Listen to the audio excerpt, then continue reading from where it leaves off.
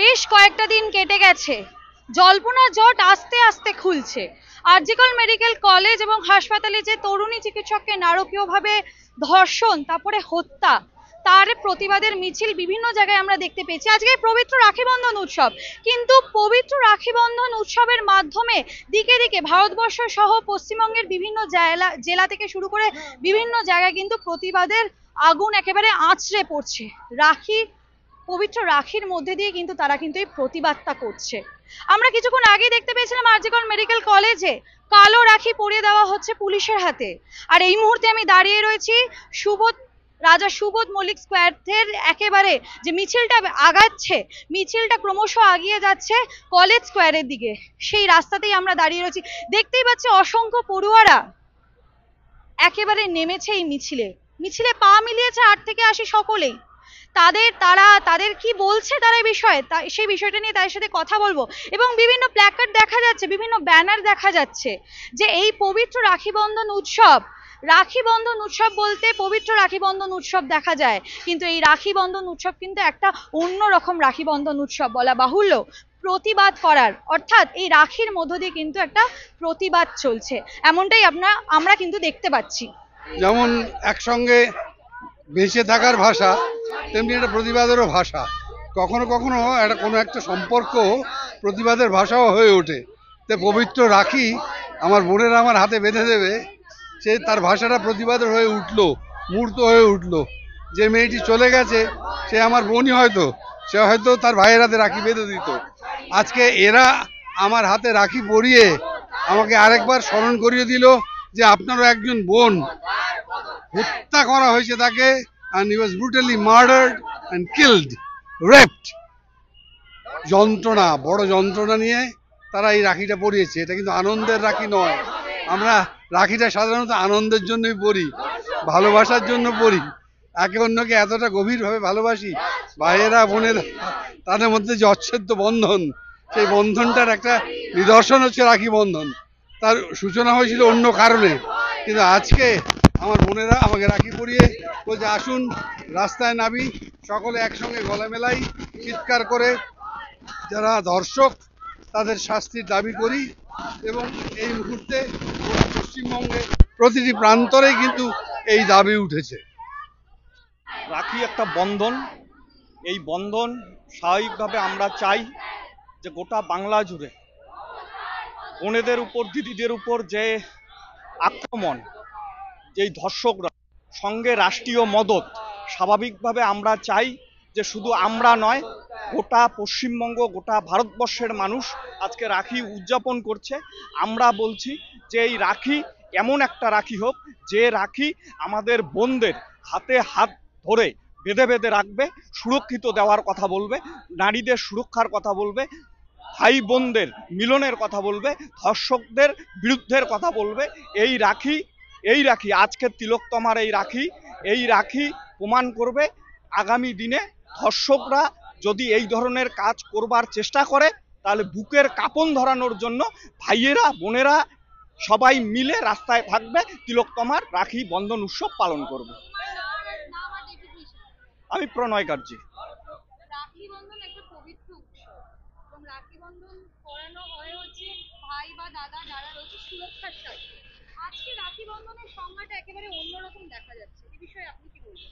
রাখি মানে আমরা যা বুঝেছি, বিভিন্ন সময় রাখিকে বিভিন্নভাবে মানে মানুষ এর অ্যাপ্লিকেশনটা বিভিন্ন রকমের হয়েছে। আমরা দেখেছিলাম রবীন্দ্রনাথ সম্প্রীতির জন্য রাখি বাঁধতে রাস্তায় নেমেছিলেন 16ই অক্টোবর। রাখি মানে তাই শুধুমাত্র দাদা আর বোনের সম্পর্ক, ভাই বোনের সম্পর্কের ওইটুকুর মধ্যে হচ্ছে যে আবদ্ধ না। আপনি যেটা দিয়ে শুরু করলেন, নিরাপত্তার আশ্বাস, যদি প্রথাগত ধারণা মতে সেটুকুও মেনে নিই, তাহলে সেই নিরাপত্তাটুকু ভাই বোন দুজনেরই প্রয়োজন আছে। এবং আজকের দিনে কলকাতা শহরে দাঁড়িয়ে, গোটা ভারতবর্ষ পশ্চিমবঙ্গে দাঁড়িয়ে নিরাপদ তো আমরা নই মানুষ হিসেবে। এবং তাই আজকের দিনে দাঁড়িয়ে এই তিলোত্তমার জন্যে বিচার চাইতে, এবং তিলোত্তমার ঘটনা যাতে আর না ঘটে তার জন্য হচ্ছে যে রাজপথে থাকা। আপনার নাম? মধুজা। দফা 1 দাবি 1 বারংবার স্লোগান হচ্ছে, পুলিশ প্রশাসনকে ধিক্কার জানানো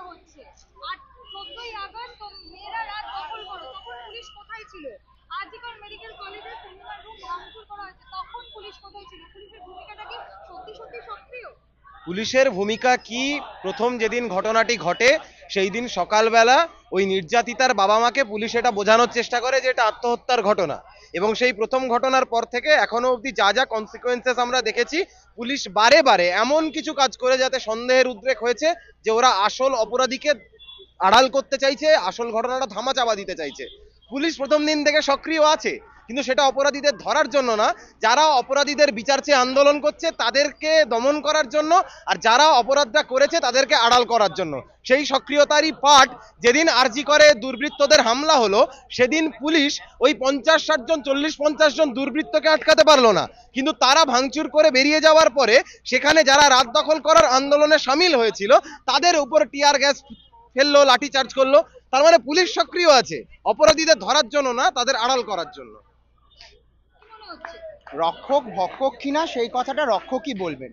পুলিশের কাছে যান, পুলিশকে জিজ্ঞাসা করুন কেন এগুলো হচ্ছে, সেগুলোর উত্তর দেওয়ার আমি কেউ নই। আমার কথা মানে আমরা যে জন্য এই রাস্তায় হাঁটছি, আমার দিদি বয়সী একটি মেয়ে, সে ধর্ষিত হয়েছে, তাকে খুন করা হয়েছে।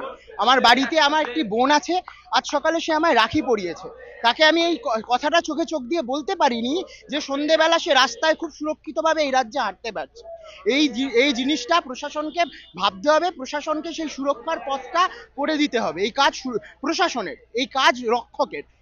এই কথা বলার আমি কেউ নই যে রক্ষক ভক্ষকের ভূমিকায় আসছেন কিনা সেই প্রশ্ন রক্ষক নিজেকে করুন। পূর্ণেন্দু ব্যানার্জি। স্লোগান পড়ছে, লড়াই জারি থাকবে, দফা 1 দাবি 1, উই ওয়ান্ট জাস্টিস। কবে মিলবে এই জাস্টিস?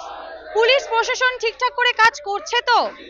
আজ রাখি পূর্ণিমা, চোখে চোখ রেখে যারা এখানে রয়েছে প্রোটেস্টাররা, তারা বলতে পারছে না যে ভাই বোন রাতের বেলা সুরক্ষিতভাবে বাড়ি ফিরবে তো? এক অন্যরকম পশ্চিমবঙ্গের ছবি দেখা যাচ্ছে। বারংবার পড়ুয়ারা কিন্তু এরকমই দাবি তুলছে। পাশাপাশি তারা কিন্তু বলছে যে আমরা কোন পশ্চিমবঙ্গে বসবাস করছি, যেখানে মহিলারা নিজের মতো করে বাঁচতে পারে না, রাত্রেবেলা সুরক্ষিতভাবে বাঁচতে পারে না। কথার ওপর কথা বললে তাদেরকে বারংবার ধরে নিয়ে যাওয়া হচ্ছে। এই মুহূর্তে আমি দাঁড়িয়ে রয়েছে একেবারে কলেজ স্ট্রিট চত্বরের দিকে, ক্রমাগত আগাচ্ছি আর একেবারে মিছিলের ভিতরেই রয়েছি। কথা বললাম যারা সাধারণ পড়ুয়া রয়েছে, যারা তাদের দাবি নিয়ে এই রাস্তায় বেরিয়েছে। আজকে তিলোত্তমার যে নারকীয় হত্যা হয়েছিল তার প্রতিবাদের জন্য তারা বারংবার মিছিল করছে, অবস্থান বিক্ষোভ করছে। তাদের এই লড়াই জারি থাকবে, এমনটা কিন্তু তারা বলছে। যতদিন না পর্যন্ত ঠিকঠাক করে জাস্টিস মিলছে ততদিন পর্যন্ত তারা এই অবস্থান বিক্ষোভ, প্রতিবাদের মিছিল, প্রতিবাদের এই আগুন ক্রমাগত দাবানলের মতো ছড়িয়ে পড়বে। আপনারা এই বিষয়ে কি বলছেন অবশ্যই কমেন্ট করুন কমেন্ট বক্সে। এরকমই সারাদিনের নানান রকম আপডেট পেতে নজর রাখুন ডিএনএন বাংলায়। ডিএনএন বাংলা, সবার মনে সবার ফোনে।